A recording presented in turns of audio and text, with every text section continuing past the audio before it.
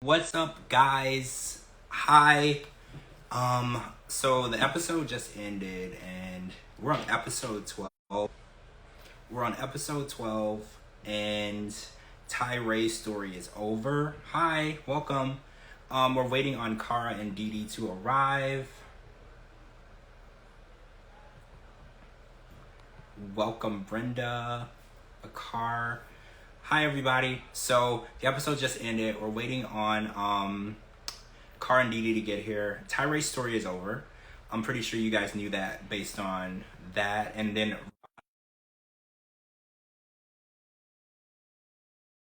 hi, Kara. She's here. DeeDee is here. Welcome, everybody, in. I said we're 12 episodes in, I believe. So, if I am not mistaken, there's only a couple of episodes left. I'm pretty sure. Hi. Hi. How's everyone doing? Good. I just knocked that over. Okay. I'm good. I'm good. How are you guys? That was excellent. My goodness. I'm doing good. I'm doing good. We got some bad weather going on again, so. You do? Yeah. I know it was bad in California today. We had a nice little thunderstorm here, but that's a daily thing here, so that's nothing to be alarmed about. We're getting the edge of the California storm. Really? That far away? Yeah.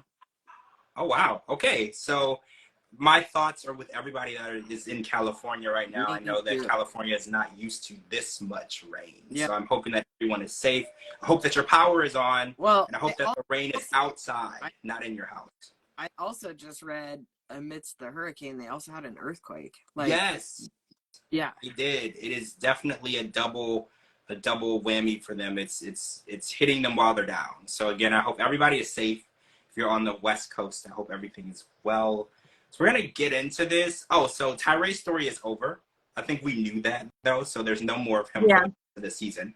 But we knew that there was only so much footage that they had, and he met the real Carmela, the actual Carmela. I was hoping that he was gonna meet Christian, is what I really wanted to happen, but we didn't get our way. So maybe they're gonna save that for the tell-all. Yeah. Maybe we could get Christian on the screen, maybe, because I think Christian is actually from Barbados, right? Do we all believe that? Yeah, I believe that he's actually from Barbados. I think so. And I don't think that he knows who Carmela is. Do you guys think that he knows who Carmela is or no? I think he does. I think they're in it together because how she was acting whenever he was asking the questions about Christian. So. I misunderstood the question. I thought you were asking about Tyray. No. I was I was wondering, do you think that Carmela and Christian are linked in any way? I think Carmela is Christian. So you think there is no Christian, it's just Carmela? Yeah. So okay.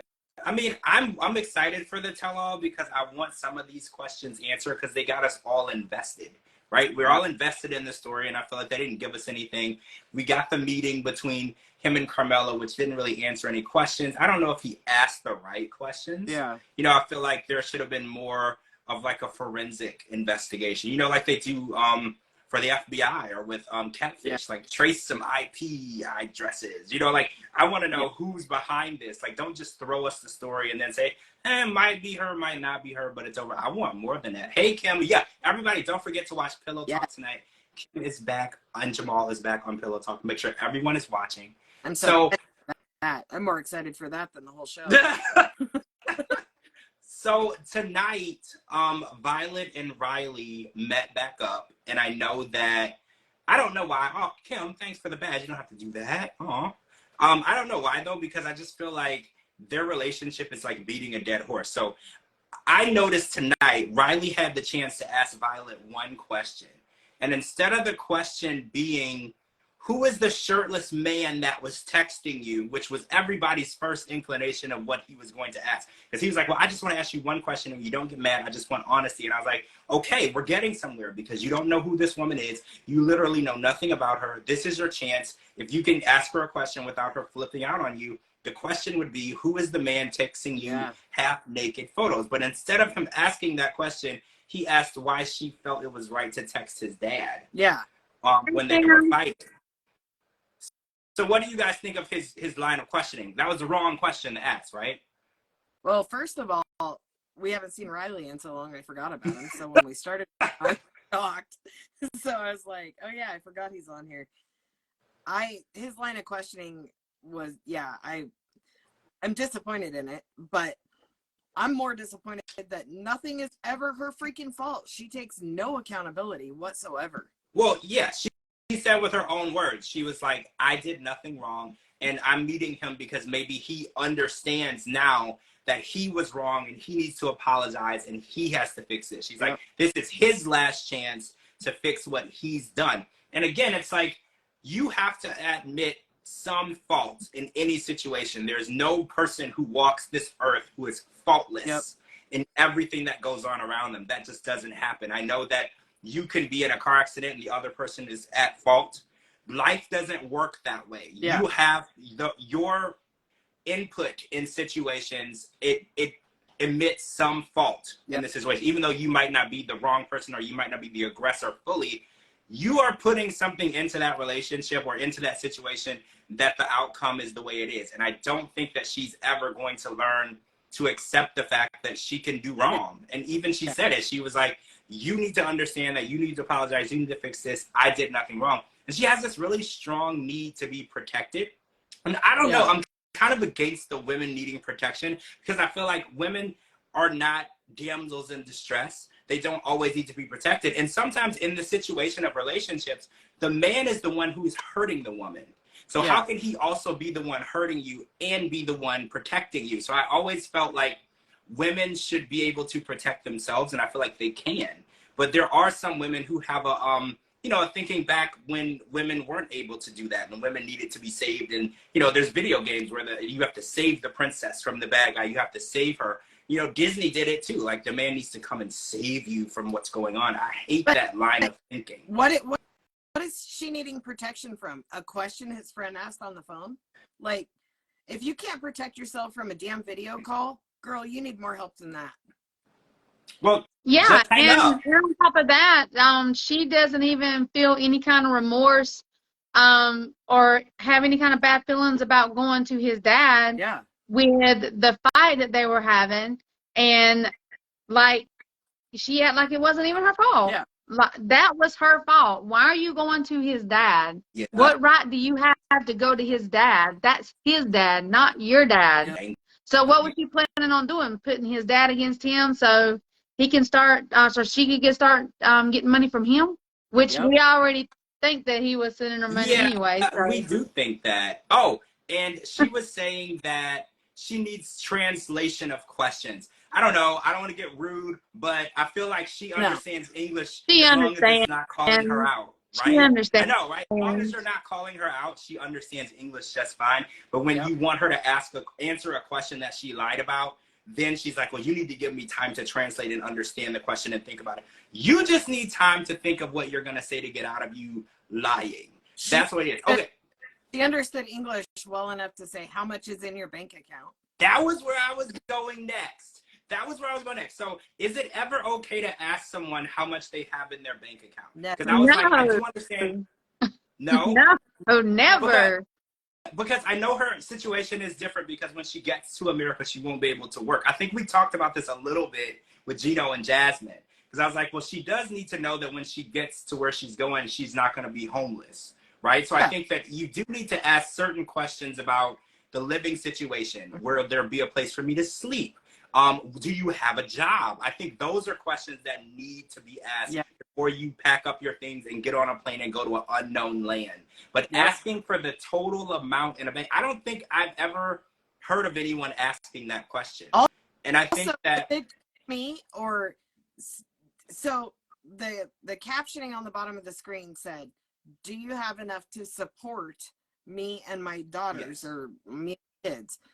But I rewound it 3 times and listened 3 times. And she said, do you have enough to spoil? And they wrote support. She said spoil 3 times. Do you have enough to spoil me and my kids? Really? She said spoil, but they wrote support. I was like, I heard spoil. So I kept rewinding it. It was spoil, 100%. So that's what it sounded like to me too, that she was saying spoil. So she wants to make sure they'll have more than enough. So it wasn't just a question of, are we going to be taken care of? It was a question of, will we be spoiled? We'll be getting the latest Nikes. We'll be getting the latest handbags. We'll be getting a beautiful home. So it was always more than that. Yeah. And for me, she always wants to know personal information about him, and she's never giving him anything about her, which is just, I'm just super skeptical. Because it's like she won't let her. Her husband doesn't want her to say that. But is it possible for her to marry someone in America if she's married in Vietnam? Well, I mean, she might not be legally married to him, but she's She's with somebody. She's with many people. Yeah.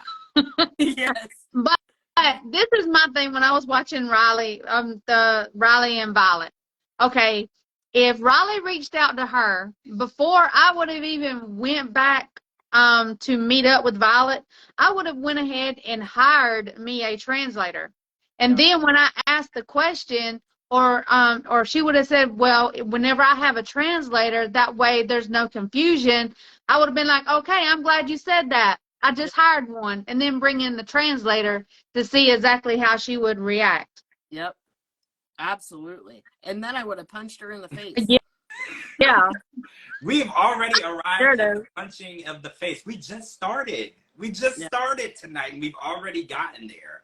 So I want to talk about Gino and Jasmine, because we know that they get along, they don't get along. They've been getting along for like the past 15 minutes. And Gino has been able to finish in the bedroom for the first time. And Jasmine is very excited about that. And for some reason in his mind, he thinks since he's done it twice so far, she's pregnant. Yeah. She's with a child. Right? Like, what? 2 times, sir, that you finished? And now she's with a child. It only takes one time, okay? It only takes one time, all right? It was 15 minutes ago. Right. Thank you. Like, literally 15 minutes ago, and then they get dressed and they go take a walk. He's like, so you're pregnant now. You look pregnant.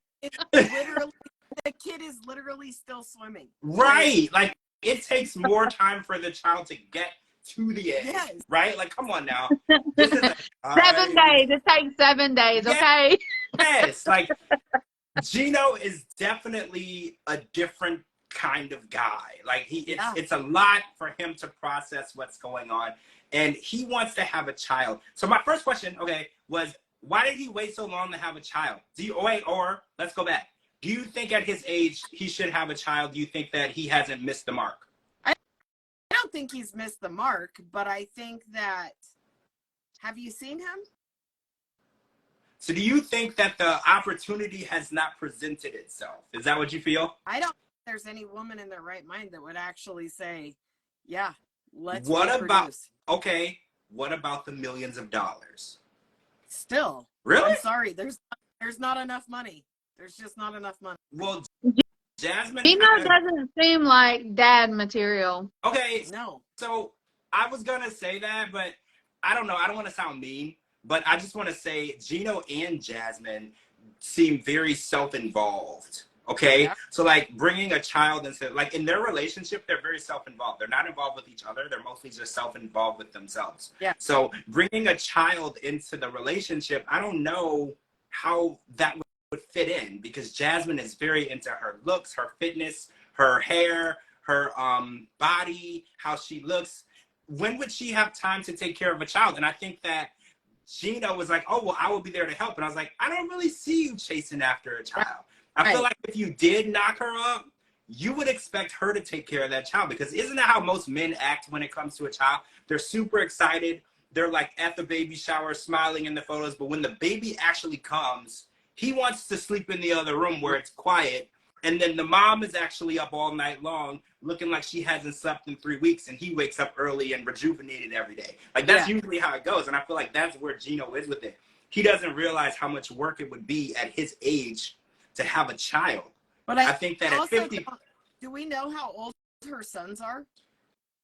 I know they're both under 18. Okay, so he's got to get her to America and then get the 2 kids to America.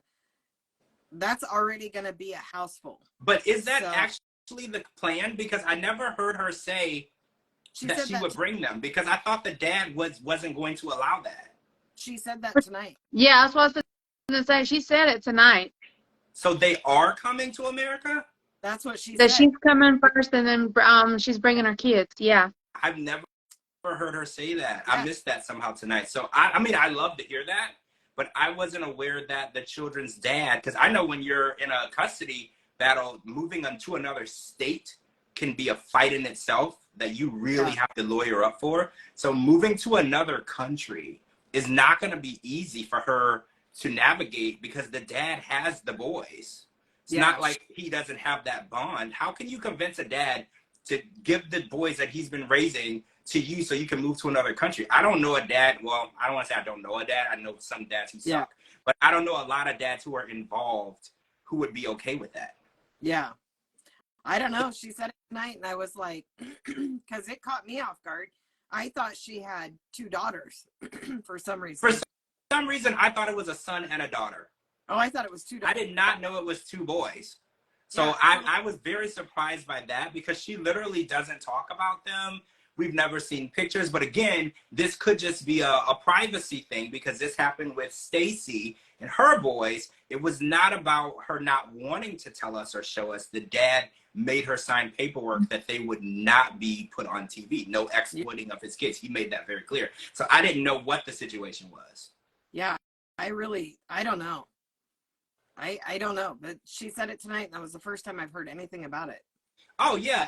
And Nikki, we thought that too, that her little sister might actually be her daughter. So now, does she have 3 kids? I still think that. So maybe she was on live the other day, a couple of nights ago, and she was telling everybody that she wants everybody to stop thinking that she is her daughter. That's her baby sister. But we still think that's her daughter. She's just trying to cover it up. Yeah, I saw that one. Everybody thinks that's her daughter. Yeah. I mean, they look alike, but again, sisters look alike too. It's just, we know that she has children and we've never seen them. So I think that fuels our speculation. Yeah. Right? I think that the speculation is being fueled by the fact that we know that she has children. She hasn't shown them to us. And then we see her sister and we're like, wait, that girl looks just like her. This is probably the child. But I feel like also, our speculation is too. I mean, the sister's kind of the right age to be the daughter. And like her mom was like, I want my kids to be 20 years apart, you know? Yeah. No, you know what I mean? Like, yeah, I don't know anybody. Other than Darcy and Stacy that I can recall, I've never seen anyone spoil their sister like Jasmine does her sister. Yep. So, I mean, she's given like clues, and she's making us think that's her daughter because how she treats her. She lives with Jasmine, right? Yeah, that's another thing, because why can't the sister live with her mom? Yeah. It's just, there's just a lot that makes us feel like there's more to the story. So if that were to be true, that would mean that she actually has a total of 3 children. Yep. Because it would be 2 boys and a girl. And maybe the boys are by the same guy and the girl could be by a different person. You know, and maybe that's why the girl is more present with Jasmine and the boys are not. I mean, there's a lot of different directions this could go, but it doesn't sound right. I do the Judge Judy where if it doesn't sound like it's true, it's probably not true. Like it doesn't sound right, so we just want to assume it's not true because it just sounds really weird. I agree. I don't know. It's all weird. So I can't even handle their kissing. Seriously, makes me want to crawl out of my skin. Like just the kissing. Oh my God! When she pulled out her lingerie tonight, I was like, oh my gosh, not again. Yep. Please, not again. That was just disgusting. I've seen more of Jasmine than Gino has. Yeah. Like, I feel like it's just a lot. Because I was like, I feel like I'm subscribed to her OnlyFans at this point. Because every week, I'm seeing so much. I'm not complaining.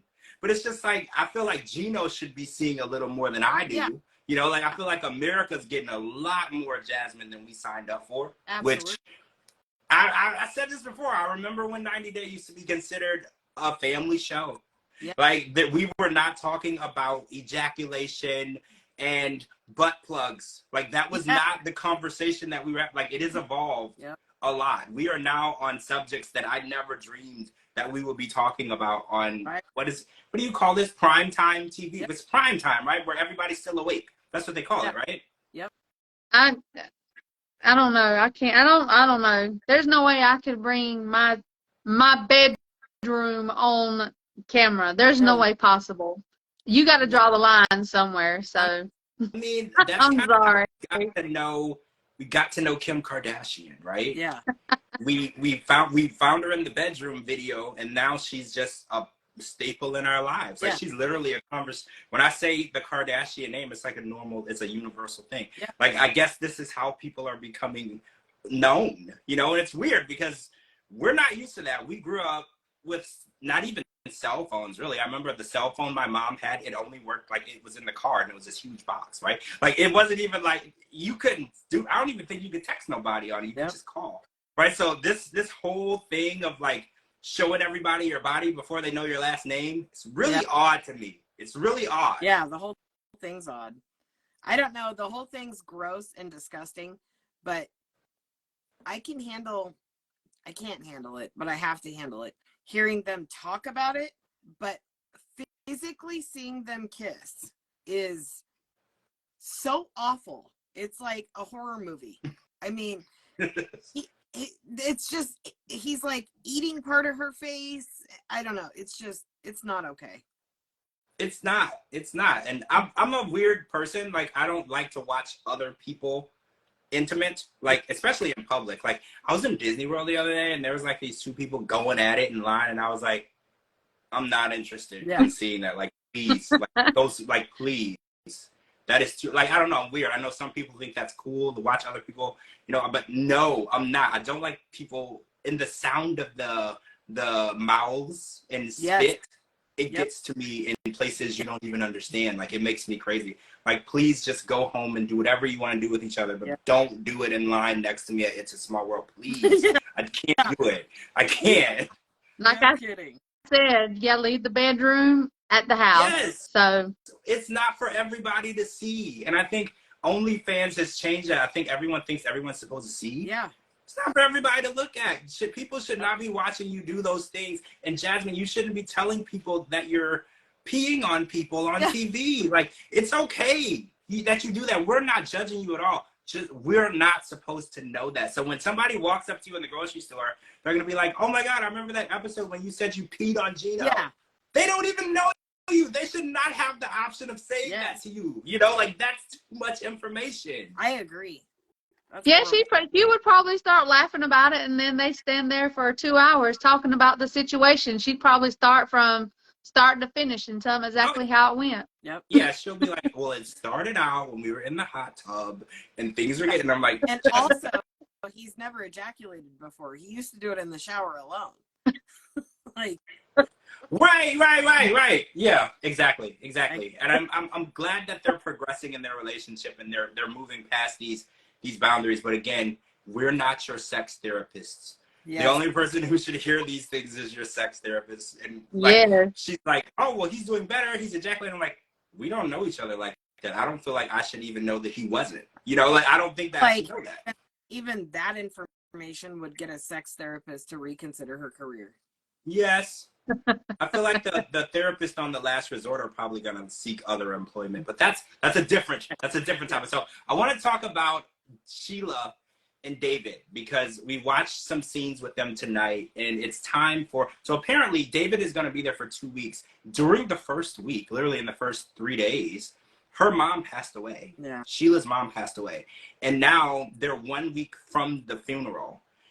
Or I think from the funeral, he has 1 more week, and he's now working on bonding with John Rell, because it's not just about marrying Sheila and bringing her to the U.S., because she's a package deal. She's a single mom, and if her son does not agree with the situation, she cannot choose David over her son. And I think that David reacted really well to that. He was like, I'm ready to step up. I'm ready to be a part of his life. I've always dreamed of having a family. And I feel like that was just something that it made him stand out to me, because I was like, there's so many different situations where guys will start dating a woman who has a child, and he'll just pretend like the child's not there, you know. And he's like, well, I'm not ready for that. And it's like, but you're in a relationship with a mom, so you have to be ready for that. And I felt like he is definitely stepping it up. He tried to bond with the son, and he figured out the formula. Kids don't like to be serious. They just like to play around. So he figured out the formula. They're getting along well. And I think that the hardest part is going to be making sure that he's there for the child, the son, when he gets to America. Because I feel like once he gets to America, it's really going to be hard. Leaving his family, his friends, everything that he knows, the only language that he's ever spoken.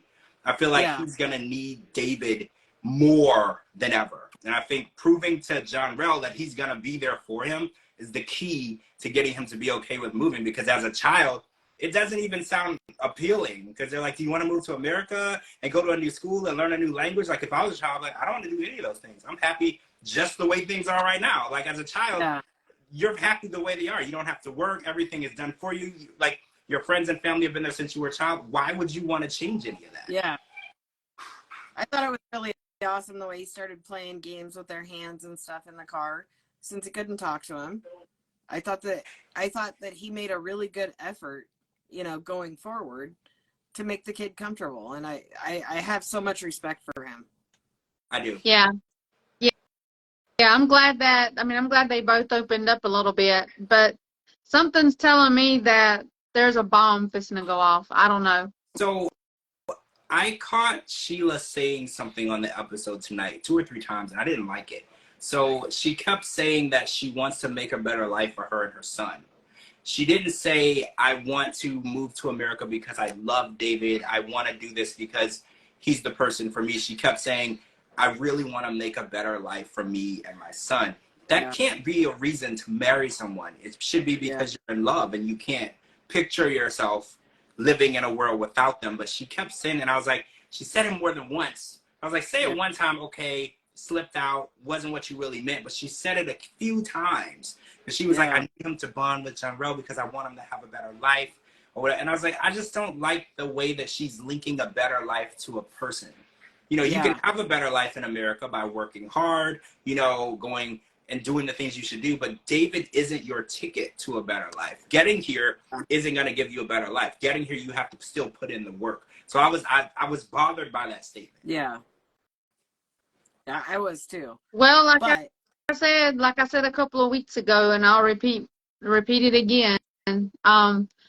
She's starting to have a lot of red flags to me. So she really is. But the kid was like saying how he wanted to learn sign language and stuff so he can communicate better. I was like, that's awesome. That's really cool. Yeah. I felt like the effort between the two of them was good. Like, because even Sheila isn't taking a lot of initiative to learn sign language. I mean, I know it's not something that you're going to learn in 2 weeks, but don't get me wrong. They've been talking for quite a while. You know, I felt like she could have taken a little more initiative to do so, and having to hire the translator to be there like 10, 12 hours a day so they can interact. I don't know. I feel like that might be a little crazy because they've been talking for so long, and no one wants to communicate through a phone all the time. You know, like, so I felt like there should have been a little more effort on her part to communicate. And then she said that she is also hearing impaired, which made me think that the initiative isn't just for communication with David, it's to help her. Because if in the future she does lose her hearing, this is something that will be vital for her to have and to know. So I feel like the initiative to do that isn't there. But she keeps talking about money too now. I mean, on top of that, she's not learning sign language, and then she's getting where she wants to bring up money. That's all she wants to talk about. I'm curious about the sign language there and the sign language here, how much different it is. Because she does know a little bit of sign language, but it seems like she knows it in her language, not American Sign Language. Yeah. So, I don't know. I mean, the translator knows it in English. I mean, so it must not be too hard. Right. But I would think that you would have to be pretty fluent and be able to hear really well. I mean, the translator's fluent in English. But I think you would have to be pretty fluent in English to be able to learn American Sign Language. Well, I don't know. She keeps saying, I don't want David to think that I want his money. But then her actions seem to be a little different. Because she's like, well, I don't think I want his money, but I do want me and my son to have a better life. But also, don't those two statements contradict each other? Yeah, but also if you don't want his money, why do you have to keep saying that? Well, right. Exactly. Like, she keeps saying, well, I don't want him to think I want his money or I want him to do things for me. But she then asked him to pay for the repairs for the mother's home, well, the family's home after the accident with her mom. And then she's wondering, you know, are you going to take care of us? Because she's wondering if he has enough money to take care of her and her son. And I mean, again, these are valid questions. Yeah. When she does get to America, she won't be able to work. It's not just her. It's her and her son. So as a mother, I think it is a valid question to say, hey, when we arrive, are you going to be able to take care of us until I'm able to help? Like, I think that's a good question, but I don't know that she's looking for a job because she's not working now where she's allowed to work. Yeah. So it made me wonder, because people are like, oh, well, when she gets to America, she'll probably get a job. But she can get a job now, and she's not. And we've seen the way that her family's home looks. So getting a job would be pretty vital right now, and she's not taking that initiative. Yeah. And did she really give a reason as to why? All I heard was she had a good job during COVID, and then after COVID, she lost that job. She didn't really say that she was looking. She just kind of said that after COVID, she didn't have a job. So it makes me wonder, when she gets to America, is she going to actually look for a job? Or is she going to expect David to give her the life that she thinks she's entitled to and not work? That was the first thing I thought of, too. Yeah, I don't think she's... Yeah, me too. But David did make it clear tonight that the life in America is nothing like the Philippines. You have to work. Yeah. You pay more over in America than you do in the Philippines. And that's when she was asking, like, how does he live? What kind of house does he live in? I mean, she's asking good questions. Yeah. But there's a way to ask a question, but then there's a way to ask a question. You follow me? Yeah. Yeah. So, it seems like she's asking the questions in a benefit of, how is this going to benefit me? You know, not like, because when she heard his salary, she's like, oh, $800 a week. That's a lot of money. Depending on where you live, $800 a week is $800 a week in certain countries. You are a Kardashian, okay? You are making good money. You have everything you need. Plus, you can give every homeless person on the corner $20. Like, you are doing well. Yeah. In America, $800 a week, I think, is still considered making minimum wage, right? Like, you're just a little bit above a living wage, if you're even above it at that point. Almost your electric bill. Wait. $800 a week where I live. Bill is $800? No, I'm just being silly. You can almost pay your rent and your electric bill. Oh, yeah, exactly. And we're not talking about a gated community, okay? Right. We're talking about a place where you need to lock your doors and your car and your windows. Like, we're not talking about you are in the best part of town. Like, $800 a week, you are getting by. That is all. So I think that she does need to understand more about where she's going and how that conversion rate is. And it makes me wonder too, because David said when they get there, he would have to get a bigger place. Because I think he lives he has one bedroom now, I believe. Yeah. And he would need at least a 2-bedroom, but technically, well, no, they would sleep together. Yeah. So he need a 2-bedroom. So his bills are going to go up right away. And his income is not going to go up right away. So I think that they need to be more open about finances so she knows what to expect, because I always believe that the financial conversation should happen before you are about to get married or get engaged. You should fully have transparency of what you're getting into. Right. Because I think a lot of times women marry a man and that's the first time they see his bank account. And it's like, it's way too late to see if you made a mistake. Y'all are already married. I think that the transparency for finances should be open from the start. And I'm not saying that it's important how much the man makes, but it is important. You know, if you're going to be joined together with this person, because your credits become one, buying things, your property, everything becomes one. So if you don't see yourself fitting into that situation, or you're not going to bring anything to help that situation, you're both going onto a ship that's going down, right? Yeah. Especially if you're moving to a whole different country. Yeah. Yeah. I can't imagine even the preparation of learning the differences of moving from one country. I move from state to state and I still feel like I'm in a foreign country sometimes. Yeah. So the idea of moving literally to a country that doesn't speak the language you speak to, I can't imagine. The anxiety in itself would give me a stroke. I've lived in the same state my whole life. So wow. Yeah. But you've traveled around though, right? I live 27 miles from where I was born and raised. And I've been to 10 states in the United States. I've never been out of the country. Yeah, so all of that's terrifying to me. Really? Yeah. I never would have assumed that about you. You seem very well cultured. Nope. But, you know, Google can help with that. Thanks. You know, Google can help with that. Hey. Thanks, 90 Day Fiance. I got you. That's my education. Yeah, I mean, exactly. Every season we're learning about a different culture and some of the weird things that they do. So I feel like it is the learning channel for a reason, guys. We are learning something. In these toxic and tumultuous relationships, we are learning something. So we got Misha and Nicola, and he took her fishing. And I think that they were off for like a week or two. So we're finally getting them back, and he took her fishing. She somehow managed to fall on the rocks and bleed from both legs. I'm not sure what happened. And Nicola's like, you don't know how to fish, and I'm never taking you fishing again. I thought most men knew not to take women fishing. Women don't like fishing. Like, there's things that women love. I love fishing. I love fishing. Wait! I catch fish like all the fishing? time. Every time I go fishing, I catch fish. I love fishing. Are you serious? It's relaxing. What are you talking about? Well, my grandparents are from Mississippi, and I spent every summer, 6 weeks in the summer in Mississippi, and I would go fishing.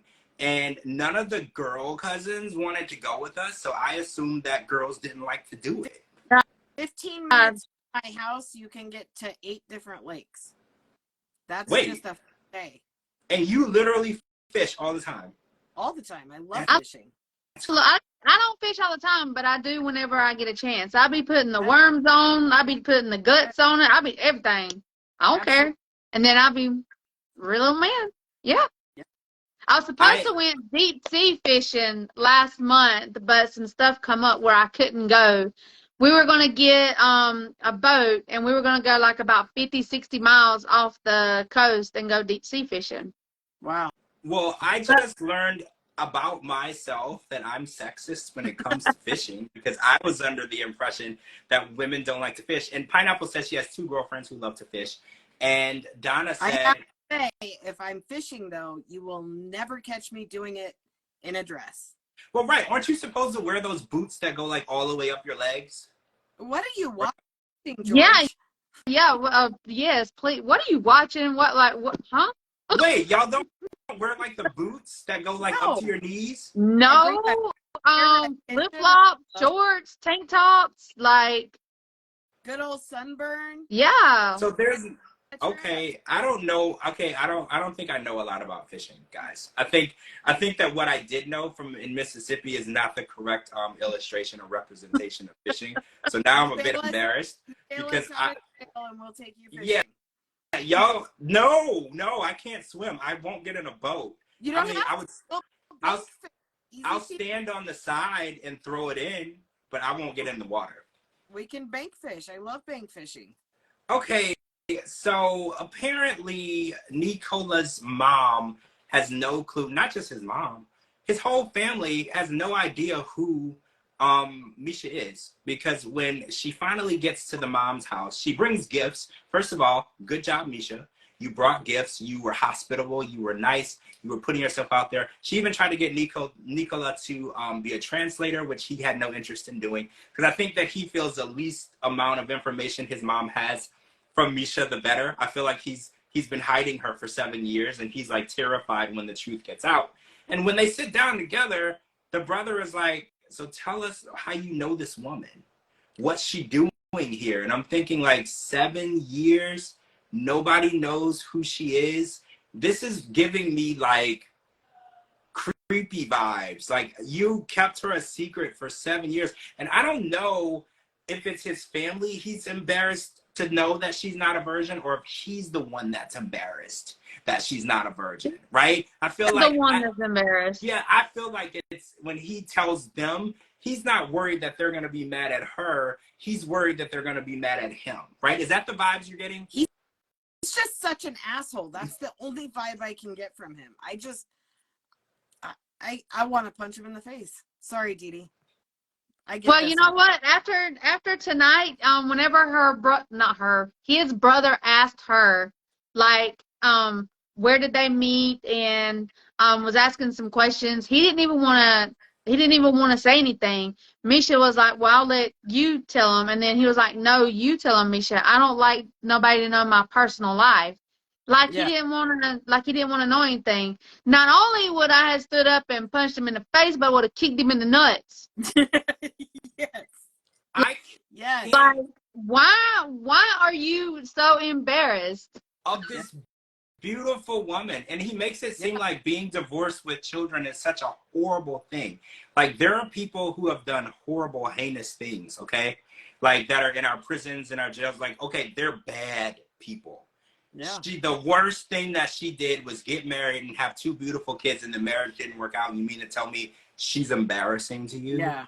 Like, and he's like, well, my family wants me to marry a virgin. I was like, sir, you're 46. Where exactly are you going to find another 46-year-old who has not had sex and is a crazy Christian freak like you? Okay, like, where are you going to find that? Where are you going to find a woman that would have sex with him to begin with? Like, at all? Okay, so Misha hasn't yet, so we can't say that he's found that yet. Because they have not. They've had sex, George. They've had sex. Do you think that he would after he's made it seem like she's so bad for doing it? The same one that didn't like going to the bar and drinking, 5 minutes later was getting drunk and then he was in there dancing. He was totally against dancing, but then again he was busting a move. So wait, are we saying that he's a hypocrite? Yes. He's a hypocrite. Okay. He's an asshole. He's a capital. Spell out hypocrite. I don't even know how to spell it, but spell it out. All capital letters, okay? Capital. So he's a hypocrite. So he's having sex before marriage, but he's embarrassed that she's had sex before marriage. So he's basically just a hypocrite. Yes. He's embarrassed that she's had sex with more than just him. Because for whatever reason, she's the only woman on the planet that would have sex with him. Yeah, I don't know why. He is an asshole. He is. Yes, he is. And I think what bothers me the most is he uses religion as an excuse for being an asshole. Yeah. Like, he's like, oh, well, this is the right thing to do. This is my religion. I was like, but your religion and then treating her like shit are 2 different things. Yeah. Like, you can't say, well, I'm upset because because it's not right in the eyes of God.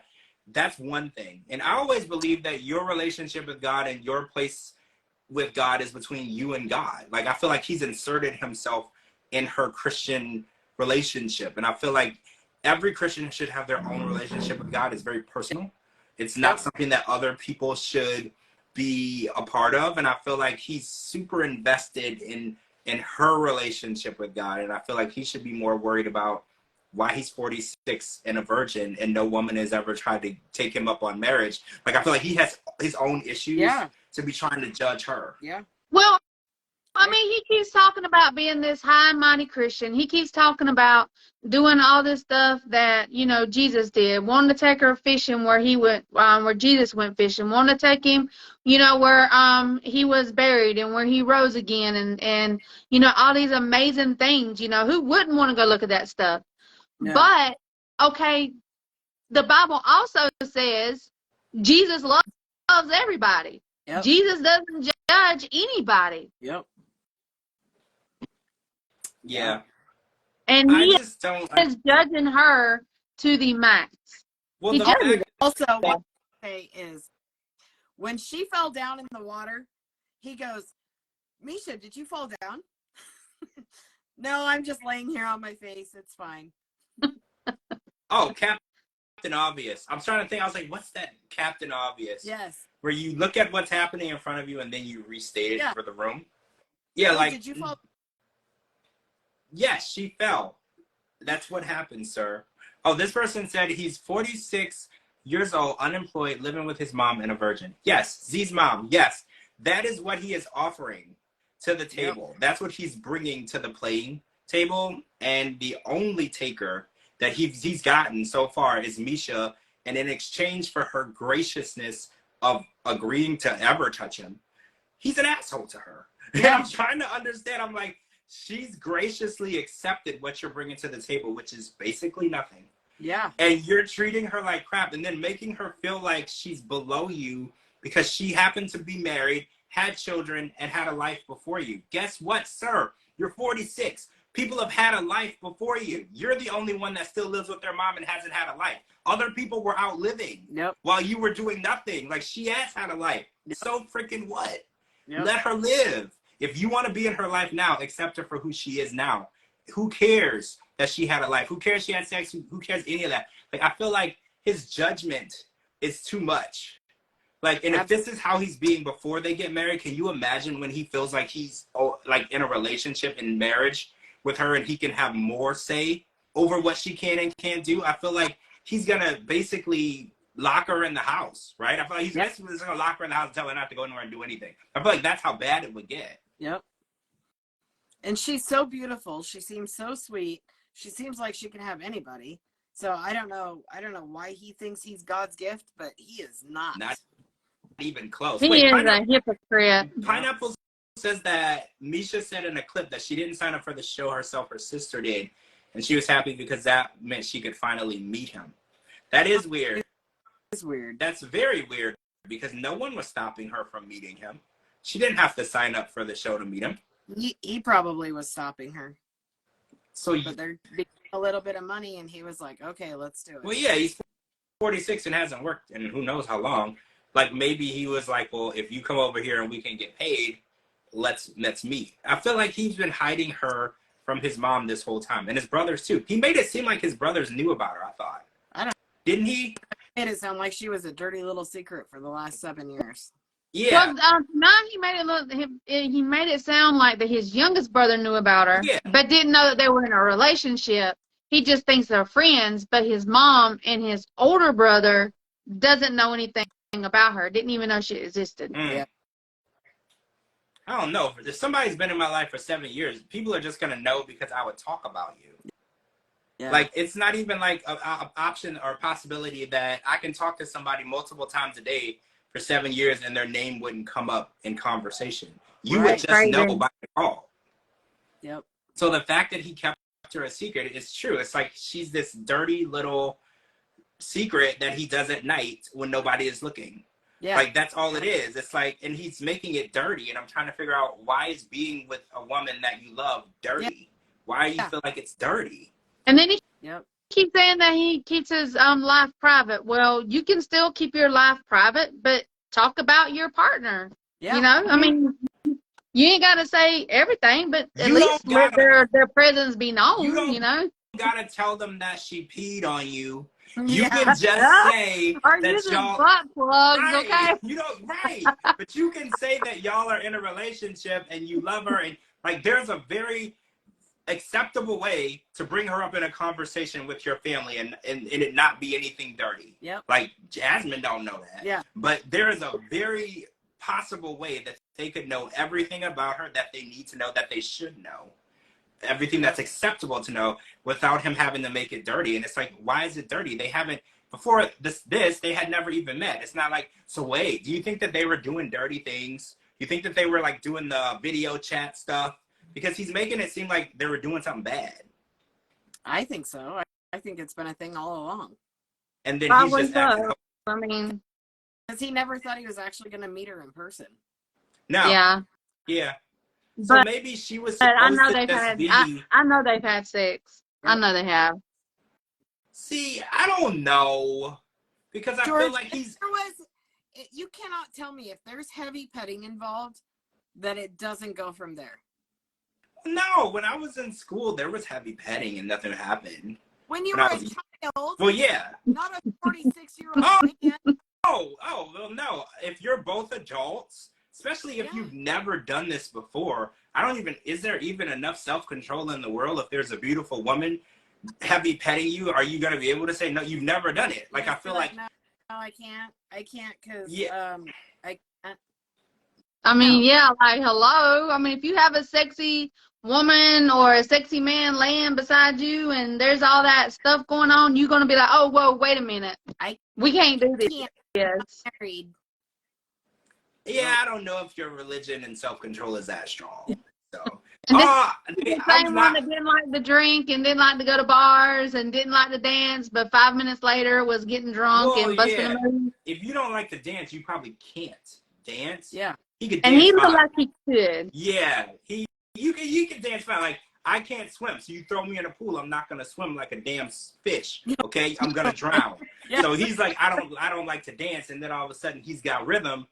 That doesn't add up for me. You've been doing this because people don't just know how to dance. Okay. The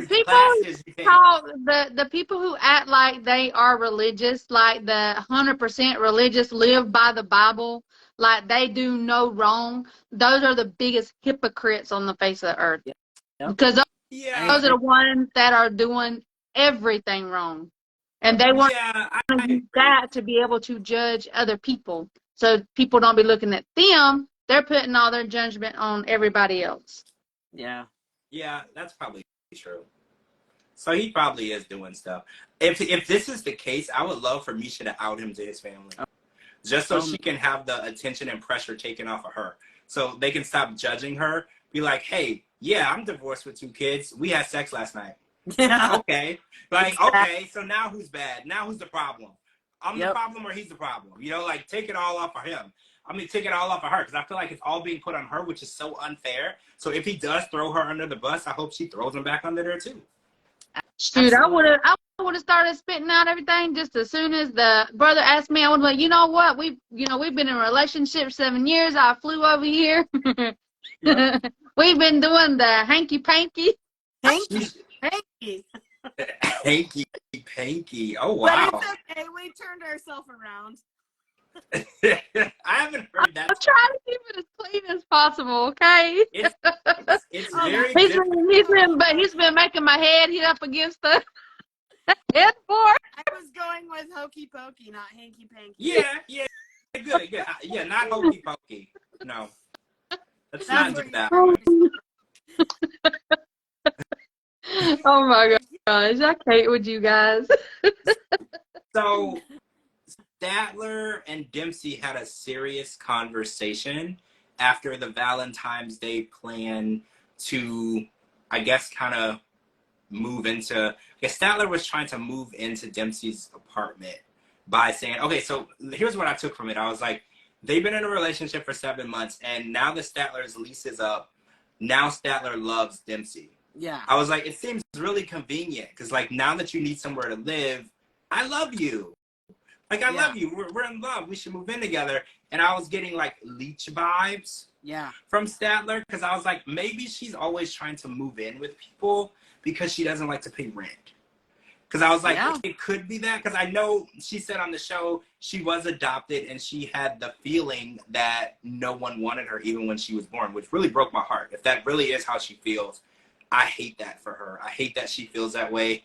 Because we're so different because I was like, this bitch is playing the adoption card. Well, I don't know if she is or not. So it hit me a little because I was like, well, I don't know what it's like to feel that way. And I don't want anyone to ever feel that way because everybody is enough. And if you were born to parents who love you, born to an adopted family who love you, you are loved regardless. Yeah. So I don't know, like, you don't get to play that card for a guilt trip. That's what she was doing. Nobody wanted me when I was born. I was adopted. I just want somebody to love me back. I'll shed an alligator tear. You'll say everything's fine. Now can I move in? Right. That was what I was going to say because Dempsey she never said that she didn't love Statler. Yeah. She just doesn't want to move in after a couple of weeks or 7 days. I think it's been like no one ever said they didn't love her. So when she said, oh, I just want you to love me. And I'm thinking like, she never said she didn't. She said it back to you. She's just not ready to jump in and move you in, especially after in the same conversation, you said that you were going to meet your ex and go to a hotel right before you met her. Like before you went to see her, like not a year ago. First of all, a year isn't even that long. And a year ago, she was trying to marry and move in with another girl. Yeah. Like, there's a lot of underlying issues here because a year is not that long. How is it that you are ready to marry 2 different people in 2 different situations in less than a year? Yeah. That is a whole package of shit, right? Like, that needs to be unpacked. Like, I didn't even know you could meet someone and fall in love in a year. Like, I feel like it takes a little longer. In the same country. Yeah. You have a thing for English women. Which is a whole nother bag to unpack too. Like, what is the deal with English women? Is it like a fetish? Yeah. Like, what's the deal? I want to know what the deal is, because it's not just she's meeting women, falling in love, and trying to move in fast, but they have to be English. They have to have an accent. They have to live in a certain part of the world. That's even more weird. Yeah. Because a lot of times on 90 Day Fiancé, like, the people will say, oh, I fell in love with this person. They're from another country. They don't have any type of fetish. They just fell in love with that specific person by chance. They ran into them online. They're not looking for people in that specific country. It just happened. This is sought out, on purpose behavior. This is an on purpose pattern. She is looking for girls from England to fall in love with and live with, which I think is really questionable. Like, because you can love someone and not live with someone. So why is love and living together linked with Statler? What is that? Yeah, and then Dempsey said, we need to get to know each other better. And she goes, we've known each other for 7 freaking months. Yeah, that's nothing. 7 months is not long enough to know someone. And then, like, why is she even still talking to her ex? Yeah. Why would you even be talking to your ex if you're working on a relationship with your new partner? Why do that? Yeah. But if it's been like within a year, then they were broken up, 2-3 months? Yeah. Then she was in a relationship with Dempsey. So, I mean, yeah, she moves way too fast. Way too fast. Donna says she's homosexual. She's sexual for a place to live. I actually think that's true. That is true. It's wherever she can live and shack up, she loves that person. Yeah. And there's something underlined there. We don't know what it is. We're not doctors, but we just know that there's an odd situation. Because you can love somebody and not live with them. You can care about somebody a lot and not live with them. Or she could, if she loves England so much, she could just move there and get her own place. Yeah, and then exactly. Like Dempsey said. Yeah, like, and then you could just date women there. You don't need to shack up with the first girl that you find there. Like, there's a weird little pattern here, and I can't put my finger on what it is, but I do know that Statler is not ready to be in a relationship. She's ready to be on somebody's lease. Like, I know that, like, she's not ready to like fully commit to someone, because she literally tried to cheat on Dempsey right when she got there, but it didn't work out. So she's not ready to be in a relationship with anybody. She's ready to be living in somebody's house, but not on the lease. So I think the ex was plan B. Dempsey was in another country. She wasn't sure if she was actually going to meet up. So she had the ex on standby.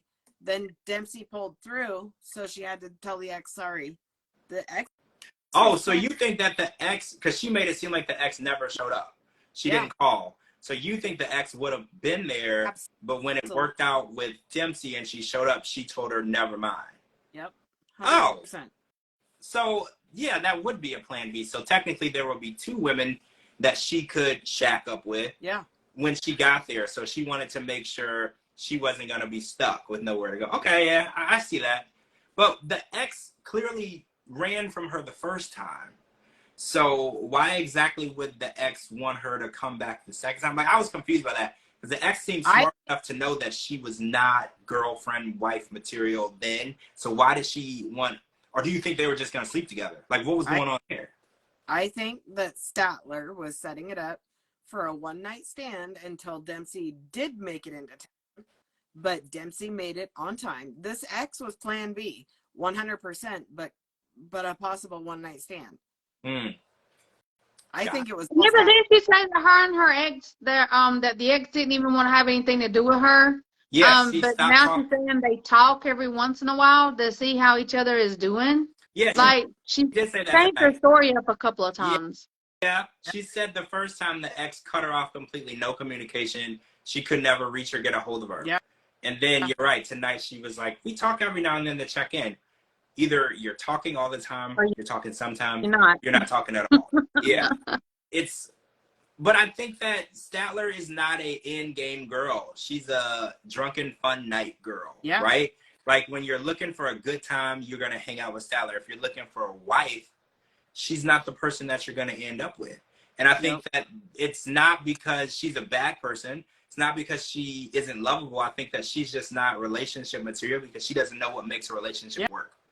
Lying to people, using people, moving in with people, telling people you love them for your own gain. These are not positive traits in a person when you're trying to be in a long-term relationship. These are things that hurt people. This is how you get ghosted. This is how you get blocked by people doing things like that. Going to see a girl when you planned on sleeping with a girl the night before, that's not how you build relationships. And I think that she's not an in-game girl. Like she's not in a mental state to be settled down, married, and in that monogamous relationship. She might not ever be a monogamous person though, because when she told us about how sex is a fun hobby for her, like she doesn't associate sex with love. It's a fun hobby and she likes to do it everywhere and with lots of different people. Yeah. I don't see how that's ever gonna fit into a monogamous relationship. It's not. No, it's absolutely not. And then if she's cheated before, she'll cheat again. She's a walking red flag. I mean, she's a whole ass red flag. Yeah, I said that too. And then she was like, well, it's not that I didn't tell her that I was gonna meet up with my ex. It didn't come up. Yeah. What the actual hell? Why would it come up? She has no idea you're in communication with your ex. So it would never come up because you didn't tell her. And then she's like, well, you can't be mad at me because you didn't ask. How the hell would she have known to ask? You're doing all of this behind her back. Yeah. And then I think that she believes her own BS because in her mind, she's like, well, I didn't do anything wrong. Even her friend was like, well, you kind of did because you told her you loved her and then you were going to meet your ex. And then you didn't even ask if you could move in. You just said, I should move in. Yeah. To her house. Yeah.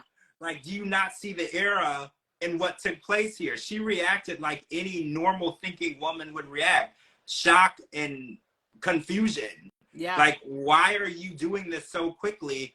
Also, why are you talking to your ex? Like, she hit her with too much too fast. And any normal woman would react that way. Any woman would say, you're moving too quickly. I don't know you. You've been here like 3 days. I don't know you. Talking to you on the internet is not real. How many Dateline shows have we watched where somebody was talking to somebody on the internet and now we're watching to see how they were killed? Yep. Like, you don't know her. Yeah. So she did what any woman would have done and said, I don't know you, go back home and we can talk later. And I respect that. Yep. If I would have been Dempsey, I would have never even let her went to my home. I would have rented a what do you call them? Airbnb or like a hotel or something. Now she knows where Dempsey lives, so she's gonna just keep popping up. Didn't one of you guys say last week she would be somebody that you wouldn't be able to get rid of? Yes, I did. Yeah, you did. You were like, even if Dempsey said, I don't want to be with you, leave. How would she physically get rid of her? Because you felt like she just wouldn't leave. She will not leave. I believe you. She will come up with any excuse like, I don't have enough money for a ticket or I can't find my passport. I really believe getting rid of her would be even half the battle. Yeah. Like, she's the type who's like a squatter. She gets into a relationship and the relationship is her excuse for squatting. Yep. I agree. It's gonna be. I don't know. I would have never took her to my home. I would have did an Airbnb or one of them hotels that you can like stay for a lengthy amount of time. So, yeah. I cannot wait for the tell-all. That's all I know. I cannot wait. I know, right? I want to see so bad. Okay, so last but not least, we got an astrological reading between Cleo and Christian. And okay, first of all, do you guys believe in astrological signs and the stars and the alignment or whatever? Do you guys believe in any of that stuff? I do not. DeeDee, how do you feel about it? No, because I mean, they can't nobody tell you your future or what's going on with you. I don't know. Nobody can do that. I don't believe it, but I don't know. Every now and then I'll read my horoscope, and sometimes it'll be like kind of relating to what I'm doing or saying or going through. But I don't I'm not like big on like, oh my God, tell me what I should do, make this decision for me because you know the future. I don't believe that crap. I don't. But Cleo takes it very, very seriously. And she took Christian, first of all, bad timing. They did this the night after this huge fight where he pretended that they had not had sex. Like, he told everybody they didn't after she told everyone they did. So the next day, they go and see astrological sign reader. What do you call them? Is it like a psychic? Like, what do you call them? Astrologer? Astrologer. Okay, yeah, astrologer. Yeah, you know what? We learned this with Samik. He talked to his astrologer a lot. So they went to the astrologer, and the astrologer did verify some of her fears, which the astrologer got some stuff right, because they said that Christian lacks empathy, which was spot on. He doesn't have any empathy. That Cleo didn't tell her that. Well, yeah, that's true. We don't know if when you book the appointment, they ask questions about the people. So we don't know that. But it was spot on, because I don't think he lacks empathy. I think he doesn't have empathy. I don't think that he understands the feelings of other living things. Like, honestly, I don't believe that. I wouldn't give him a dog. Like, I just don't feel like he understands that other things have feelings outside of what he's doing. Yeah. So that was pretty much dead on, spot on. And I think Cleo was really scared, because she said, based on when they met and how things have been going since they physically met in person, she feels like he's not the same person. And she's right. Everything was right here. Her realization was accurate. The person that she spoke to on FaceTime and on the phone, and the guy that she got, are two different people. This guy's an a-hole. She knows it. I think it's just really difficult for her to accept the fact that she's wasted so much time on him. I think that's what's hard, because she knows deep down it's not going to work. And even the astrologer said it. They were like, you see each other as enemies. And here's what pissed me off tonight. He said, well, I did feel like you were my enemy. And I was like, oh, so wait, you're pissed off and you feel like she's treating you like an enemy because you had sex with her and then lied about it, and then she confronted you. So her confronting you about your lies makes it seem like she's an enemy of yours. That pissed me off. So I was like, do you not see the reason why she's upset? And this isn't about being trans. This isn't about any of that. If you have sex with someone and you both like each other a lot, you're both in a relationship, and then you go somewhere where you have mutual friends and you tell the people you didn't do it, this is going to hurt the other person. I don't care who you are. I don't care gender. I don't care orientation. This is a hurtful thing to do. It's making the person feel like they're not good enough, they're inadequate, and you don't really love them, and you use them. That's exactly how you make a person feel. And he's like, well, I don't like it when you confront me, and I was like, well, if you weren't such an a-hole to her, she wouldn't have to confront you. And then gaslighting her for being proactively standing up for herself is pissing me off even more. Because I was like, the fact that you're mad that she stood up for herself shows that you're gaslighting her. Yeah. It shows that you don't like it when she stands up for herself and she calls you out for your bad behavior. That is narcissistic response. When someone tells you that you did something wrong, that you did do wrong, and then you try to make it seem like they're wrong for telling you, you're a narcissist. Absolutely. I can't stand this guy. And every week it gets worse. Yes. And I just want her to just leave, because I was like, maybe the astrologer telling her this is not going to work out, it's not going to end well, is enough. And she can just say, okay, I put myself out there, it didn't work, but he's not the one. And I'm just hoping that she parts ways, just get rid of him while you still have everything. He hasn't, I don't want to say he hasn't hurt you bad, because he has, but don't make the wound deeper. Staying with him and giving. My concern was when the astrologer said, I don't think you guys are going to make it, or however she worded it, Cleo burst into tears already. And they haven't even broke up. That was someone else saying it. So, but then she said, I don't know, if we don't make it, I don't think I'm going to be able to handle it. That broke my heart. And it scares me for what's going to happen when they do break up, inevitably. Yeah. Yeah, because we know it's coming. We know it's coming. Mentally, she doesn't know what she can take. Yeah. And, when people say that, that is definitely a sign, a cry for help. They don't know. Because, I felt that way when Sheila lost her mom. I was like, I don't know where she is mentally. I was like, we need to make sure we're keeping an eye on her and how she's doing. Yeah. You do not know how much you can take in these situations until you're in that situation. Yeah. So when Cleo said that, I was like, I'm worried how this is going to affect her mentally, because she put all of her eggs in one basket. She put everything there. She was honest. She told him everything about herself. She put herself out there. She opened up to being in a relationship. Everything is on the line. So if that's ripped out from under you, that can put you in a very bad, dark place. So I was just really worried, because I was like, I know ending it is the inevitable, but that's not what scares me. What scares me is how it's going to affect her. Yeah. Yeah. Oh, so it's not looking too good. So, and then, whenever he said that to her, that he thought that she was his enemy, that was another situation. I would have been like, you know what? Not only would I have punched him in the face, kicked him in the nuts, I would have grabbed the computer and busted it over his head. There you go. Because how? I know, like how exactly? How are you going to say that she is the enemy? How? The only enemy here is him. Yep. He's the enemy. But that is gaslighting 101. Whatever you're doing, you turn it on the other person. Whoever is calling you out for your bad behavior, they're the problem.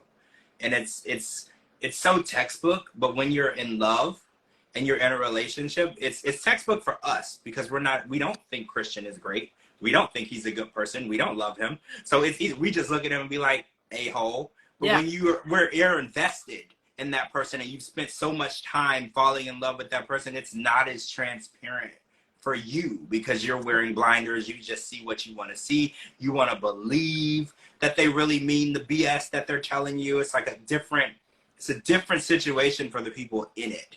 And I think a lot of people are like, oh, just leave that person. They're a douchebag. They don't always see it that way. That's why Christian had to remove her friend from the room, because her friend was a clear thinking person. Yes. You can't have a clear thinking person in the room with you when you're a narcissist, because that clear thinking person can easily help this person see what you're doing. So the first thing he did, he wouldn't even have a conversation with Cleo until he removed the person from the room. I was like, that's how I know you're a narcissist. Because if you're a good person and you wanted to fix this, you could have a conversation in front of anybody. Absolutely. You are not going to use manipulative tactics. You're just going to have an open communication. He wanted to make sure that her mind was the only mind there, so he could get his manipulation through to her. Because her friend was looking with her coffee. She was like, wait. She's like, say something stupid. Say something stupid. I'm going to say it. Just say it. I could tell. She was like, I wish you would. Go ahead. And he was like, no, you got to go. Because he was like, you can see right through my BS. There's no way I'm going to be able to convince her that I'm not wrong as long as you're sitting there. And I wish that she would have stayed. Man, you hit the nail on the head.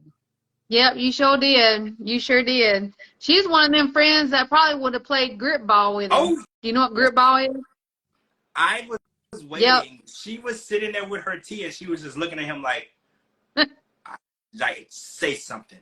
She was just like, say it so I can get you. Say it. I was just like, that's the friends you need, right? You bring those friends with you, they always have your back. Because she was just like, because she didn't care. She's like, whatever you want to say, you're wrong. So just say it. So we can attack you. Just say it. Like, I'm done with you and your BS. Let's go. And I was like, he was like, nah, I can't win this battle with a clear thinking woman across the road. Like, she's going to tell her everything that I'm doing. And absolutely. Yep. So. Yep. Maybe we'll see grip ball later on. But I was sure enough hoping to see grip ball that day. Because that would have been fun. There's, I think, 2 more episodes. Wait, 12, 13, 14. Yeah, 2 more episodes, and then there's 2 episodes of the finale. No, the tell-all. So next week and the following. Oh, so Nicole and Roz, not Nicole. Amanda. Amanda and Roswan's story, I think, is gonna wrap in the next 2 episodes, because it kind of looks like they're breaking up. Kind of. I don't know. Well, it looked like she was breaking up with him, because she slept with him and she had fun with him, and then at the end of her trip, she was like, "You're just not the right person for me," which we knew she was.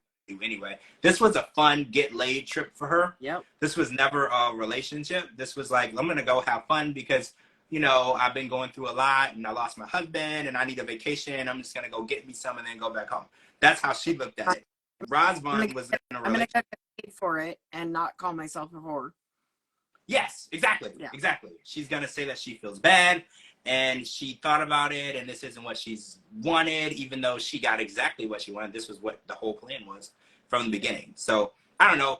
That's what it looked like from the preview, but you know, TLC plays a lot of games. Yeah. We don't know if that's really what's going to happen, but I do know that, did you tell me that he posted something from the US? No, you were saying that he was, that he was in Florida. He posted his, phone number for his personal training business, and it was a Florida phone number. Yeah. So we think. But if he was on his tourist visa, he can't personal train, right?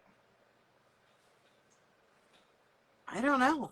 Because I'm pretty sure. I mean, I guess if they paid you through like Zelle or Cash App or Venmo, Unless but it's still illegal. I'm pretty sure, right? Like it's illegal. Got a work visa. So, but didn't he say it was a travel visa, or did he not specify? I don't think he specified. He had already applied. I Oh, want to say a tourist visa. yeah, That's I thought what he said tourist. But maybe it's a work visa. Well, if it's a work visa and he's here, he can work. And I think a work visa, they're longer than a tourist visa. Yeah, so he could stay up to a year, I believe. Yeah. So, yeah, we're going to find that out next week. Tyray's story is over. So we won't be finding out anymore until the tell-all. Hopefully we get the real Christian on a screen. We've already somehow seen her. And next week we get the big fight that everybody's been waiting for with Gino and Jasmine. Yes. Yep. That one, it's insane. And did you see that she said, I'm going to go bang my ex, which I did a month ago?